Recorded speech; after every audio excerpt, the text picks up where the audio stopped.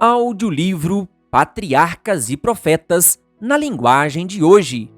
Capítulo 32. A graça de Cristo e a nova aliança. Ao serem criados, Adão e Eva tinham conhecimento da lei de Deus, estavam familiarizados com suas exigências e seus princípios estavam escritos em seu coração. Quando caíram em pecado, a lei não foi mudada, mas Deus deu a eles a promessa de um Salvador. As ofertas sacrificais apontavam para a morte de Cristo, como a grande oferta pelo pecado. A lei de Deus foi transmitida de pai para filho, por meio de sucessivas gerações, mas foram poucos os que lhe obedeceram. O mundo se tornou tão mau que foi necessário purificá-lo de sua corrupção por meio do dilúvio. Noé ensinou os 10 mandamentos aos seus descendentes. Como o homem novamente se afastou de Deus, o Senhor escolheu Abraão, de quem ele declarou: Abraão me obedeceu e guardou meus preceitos, meus mandamentos, meus decretos e minhas leis. Gênesis 26, versículo 5. Deus lhe deu o ritual da circuncisão, uma prática que deveria ser mantida como um sinal de que permaneceriam separados da idolatria e obedeceriam à lei de Deus. A falha dos descendentes de Abraão em cumprir esse compromisso foi a causa de sua escravidão no Egito. Pela influência de suas relações com os idólatras e por sua submissão forçada aos egípcios, os princípios divinos se tornaram ainda mais corrompidos com os ensinos depravados do paganismo. Foi por esse motivo que o Senhor desceu na nuvem sobre o Sinai e proclamou sua lei em tão grande majestade, para que todo o povo ouvisse. Mesmo então, ele não confiou sua lei à memória de um povo que tão facilmente poderia esquecê-la, mas a escreveu em tábuas de pedra. Deus não parou ao dar a eles os 10 mandamentos. Ordenou a Moisés que escrevesse juízos e leis, dando instruções detalhadas sobre o que ele requeria. Essas instruções apenas aplicavam os princípios dos 10 mandamentos, de maneira mais específica, para proteger sua santidade. Se os descendentes de Abraão tivessem se mantido fiéis à aliança, que tinha a circuncisão como um sinal, não haveria necessidade de proclamar a lei no Sinai ou gravá-la em tábuas de pedra. O sistema sacrificial também foi pervertido. Por meio dos longos contatos com os idólatras, Israel tinha misturado muitos costumes pagãos à sua forma de adoração. Assim, o Senhor deu ao povo instruções precisas a respeito do serviço sacrificial. Toda a lei cerimonial foi dada a Moisés, e ele a escreveu em um livro. A lei dos 10 mandamentos foi escrita pelo próprio Deus nas tábuas de pedra e guardadas dentro da Arca da Aliança.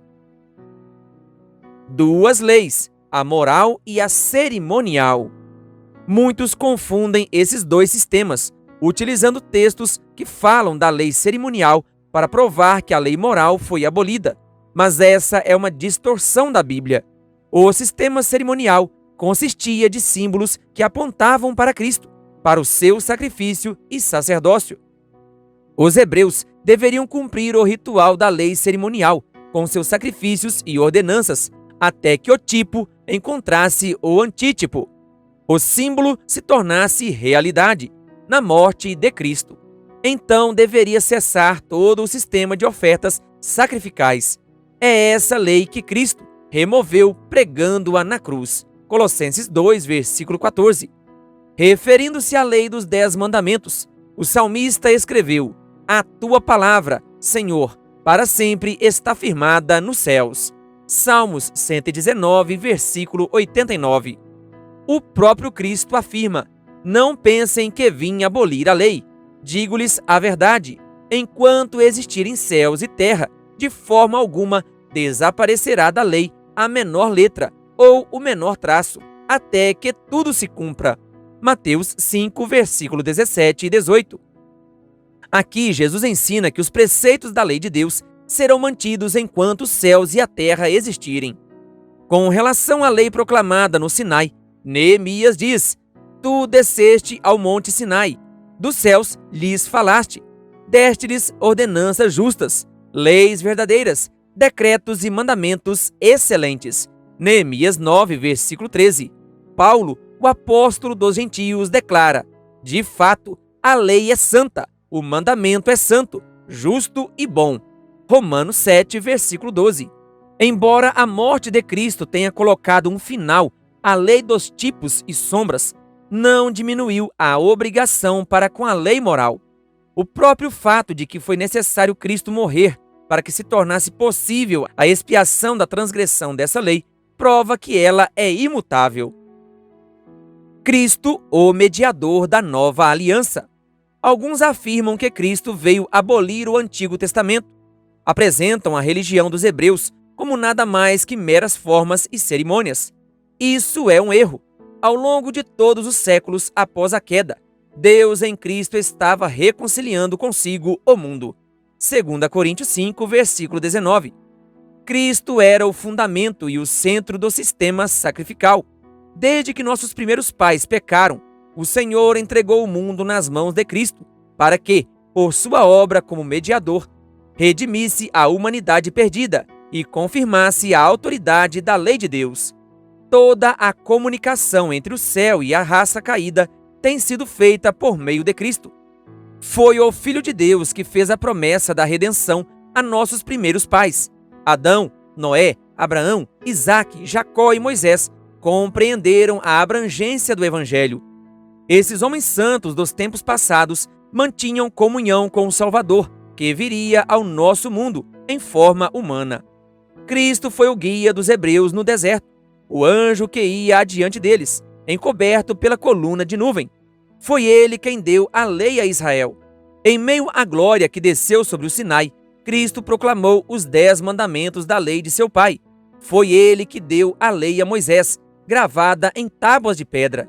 Cristo falou ao seu povo por meio dos profetas.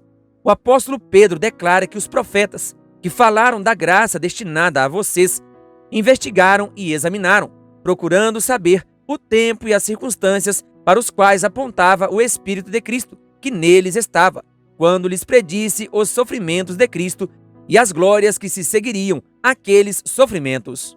1 Pedro 1, versículo 10 e 11. É a voz de Cristo que nos fala por meio do Antigo Testamento. O testemunho de Jesus é o espírito de profecia. Apocalipse 19, versículo 10. Enquanto esteve pessoalmente na terra, Jesus direcionou a mente do povo para o Antigo Testamento.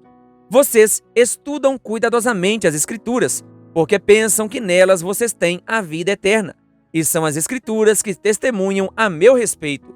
João 5, versículo 39. Naquela época, os livros do Antigo Testamento eram a única parte existente da Bíblia. A lei cerimonial foi dada por Cristo.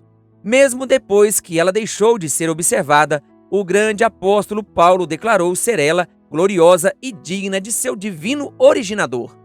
A nuvem de incenso que subia ao céu com as orações de Israel representa a sua justiça, pois é apenas por meio dela que a oração do pecador se torna aceitável a Deus. A vítima sangrando sobre o altar testemunhava de um Redentor que um dia viria. Assim, ao longo de séculos de trevas e apostasia, a fé foi mantida viva no coração humano até a vinda do Messias prometido. Jesus era a luz do mundo, antes de vir à Terra em forma humana. O primeiro raio de luz que penetrou nas trevas do pecado veio de Cristo, e dele vem todo o raio de luz celestial que brilha sobre os moradores da terra. Desde que o Salvador derramou seu sangue e voltou para o céu, para se apresentar diante de Deus em nosso favor, Hebreus 9, versículo 24, uma luz tem brilhado da cruz do Calvário e do santuário celestial. O Evangelho de Cristo dá sentido à lei cerimonial. À medida que novas verdades são reveladas, podemos ver de forma mais intensa o caráter e os propósitos de Deus. Cada novo raio de luz proporciona uma compreensão mais clara do plano da redenção. Encontramos nova beleza e força na palavra inspirada e estudamos suas páginas com interesse cada vez maior. Não era o propósito de Deus que Israel levantasse um muro de separação entre eles e seus semelhantes. O coração do amor infinito circundava todos os habitantes da terra, procurando se revelar a eles e torná-los participantes de seu amor e de relações de amizade com os reis das nações vizinhas. E, por meio dele e de sua influência, o Deus do céu foi revelado. Deus se manifestou ao povo do Egito por meio de José. Porque o Senhor desejou exaltar José de forma tão grandiosa entre os egípcios, ele o colocou no palácio do rei, para que a luz do céu brilhasse longe e perto. José foi um representante de Cristo. Os egípcios deveriam ver em seu benfeitor o amor de seu Criador e Redentor. Por meio de Moisés, Deus também fez brilhar uma luz ao lado do trono do maior reino da terra, para que todos pudessem ter o conhecimento do Deus vivo e verdadeiro. Quando Israel foi libertado do Egito, o conhecimento do poder de Deus se espalhou por toda a parte. Séculos após o êxodo, os sacerdotes filisteus ainda lembravam o povo das pragas do Egito e os advertia a não se oporem ao Deus de Israel. Porque Deus escolheu Israel. Deus chamou os filhos de Israel para se revelar por meio deles a todos os habitantes da terra. Por esse propósito, ele ordenou que se conservassem como um povo diferente das nações idólatras ao seu redor. Tanto naquela época quanto hoje, era muito importante que o povo de Deus se mantivesse puro e incontaminado. Deus não desejava que seu povo se excluísse do mundo e assim deixasse de exercer sua influência sobre os outros. Foi seu coração perverso e incrédulo que os levou a esconder a luz, em vez de permitir que ela brilhasse entre os povos ao seu redor, fechando-se em seu orgulho e exclusivismo, como se o amor e o cuidado de Deus fossem somente deles. A aliança da graça foi feita a princípio no Éden. Após a queda do homem, Deus prometeu que a semente da mulher feriria a cabeça da serpente. Essa aliança oferecia a todos o perdão e a graça auxiliadora de Deus para obedecer por meio da fé em Cristo. Prometia também a vida eterna sob a condição de fidelidade à lei de Deus. Assim, os patriarcas receberam a esperança da salvação por intermédio dessa aliança feita com ele. Deus renovou essa aliança com Abraão ao lhe fazer a promessa: por meio dela, todos os povos da terra serão abençoados. Gênesis 22, versículo 18. Abraão creu em Cristo para perdão dos pecados. Foi essa fé que lhe foi atribuída como justiça. A aliança com Abraão mantinha também a autoridade da lei de Deus. O testemunho de Deus a respeito de seu servo foi: Abraão me obedeceu e guardou meus preceitos, meus mandamentos, meus decretos e minhas leis. Gênesis 26, versículo 5. Embora essa aliança tenha sido feita com Adão e renovada com Abraão, não poderia ser confirmada até a morte de Cristo. Ela existia pela promessa feita por Deus, foi aceita pela fé, porém, ao ser garantida por Cristo, foi chamada de a nova aliança. A lei de Deus foi a base de sua aliança, que era simplesmente um pacto para levar os pecadores a viverem novamente em harmonia com a vontade divina, colocando-os onde poderiam obedecer à lei de Deus. A outra aliança, chamada nas Escrituras de a Antiga Aliança, foi feita no Sinai, entre Deus e Israel, e foi confirmada pelo sangue de um sacrifício.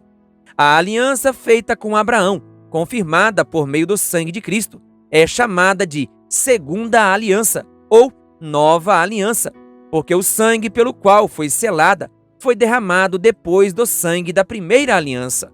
Se a aliança feita com Abraão oferecia a promessa da redenção, por que foi feita outra aliança no Sinai? Durante os anos de cativeiro, o povo havia perdido grande parte do conhecimento que tinha de Deus e dos princípios da aliança feita com Abraão. Quando os libertou do Egito, o propósito de Deus era revelar a eles o seu poder e misericórdia, para que fossem levados a amá-lo e confiar nele. Ele os ligou a si ao libertá-los do cativeiro. Na verdade, eles não compreendiam muito bem a santidade de Deus, a imensa maldade de seu coração, sua completa incapacidade para obedecer à lei de Deus por si mesmos e a necessidade de um Salvador. Deus deu a eles a sua lei, com a promessa de lhes conceder grandes bênçãos sob a condição de obediência. Agora, se me obedecerem fielmente e guardarem a minha aliança, serão para mim um reino de sacerdotes e uma nação santa. Êxodo 19, versículos 5 e 6. O povo não compreendia quão maldoso era o seu coração e que, sem Cristo, era impossível guardar a lei de Deus. Achando que conseguiriam se manter fiéis pela própria força, o povo declarou: faremos fielmente tudo o que o Senhor ordenou. Êxodo 24, versículo 7. Sem duvidar, eles entraram em aliança com Deus. Contudo, poucas semanas se passaram até quebrarem sua aliança e se curvarem em adoração ao bezerro de ouro. Ao reconhecerem seu pecado e a necessidade de perdão, foram levados a sentir a necessidade do Salvador, revelado na aliança feita com Abraão e simbolizado pelas ofertas sacrificais. Estavam preparados para valorizar as bênçãos da nova aliança. A nova aliança e a justificação pela fé. As condições da antiga aliança eram: obedeça e viva. Maldito quem não puser em prática as palavras desta lei. Deuteronômio 27, versículo 26. A nova aliança foi estabelecida com melhores promessas, promessas de perdão e da graça divina, para mudar o coração e levá-los a viver em harmonia com a lei de Deus. Esta é a aliança que farei com a comunidade de Israel. Depois daqueles dias, declara o Senhor, porei a minha lei no íntimo deles e a escreverei nos seus corações, porque eu lhes perdoarei a maldade e não me lembrarei mais dos seus pecados. Jeremias 31, versículos 33 e 34. A mesma lei que foi gravada em tábuas de pedra é escrita pelo Espírito Santo nas tábuas do coração, quando aceitamos a justiça de Cristo. Seu sangue expia os nossos pecados. Sua obediência é aceita em nosso favor. Então, pela graça de Cristo, andaremos como ele andou. Por meio do profeta, ele declarou a respeito de si mesmo: tenho grande alegria em fazer a tua vontade. Ó meu Deus, a tua lei está no fundo do meu coração. Salmo 40, versículo 8. O apóstolo Paulo apresenta a relação entre a fé e a lei na nova aliança de uma forma bem clara. Tendo sido, pois, justificados pela fé, temos paz com Deus, por nosso Senhor Jesus Cristo. Romanos 5, versículo 1. Anulamos então a lei pela fé? De maneira nenhuma. Ao contrário, confirmamos a lei. Romanos 3, versículo 31. Porque aquilo que a lei fora incapaz de fazer por estar enfraquecida pela carne, Deus o fez enviando seu próprio Filho, à semelhança do homem pecador, como oferta pelo pecado, e assim condenou o pecado na carne, a fim de que as justas exigências da lei fossem plenamente satisfeitas em nós, que não vivemos segundo a carne, mas segundo o Espírito. Romanos 8, versículos 3 e 4. Começando com a primeira promessa evangélica e perpassando pela era patriarcal e judaica até o presente, podemos ver que os propósitos de Deus no plano da redenção têm se desenvolvido pouco a pouco. As nuvens foram removidas, o nevoeiro e as sombras desapareceram, e Jesus, o Redentor do mundo, é revelado. Aquele que proclamou a lei no Sinai é o mesmo que pregou o Sermão no Monte.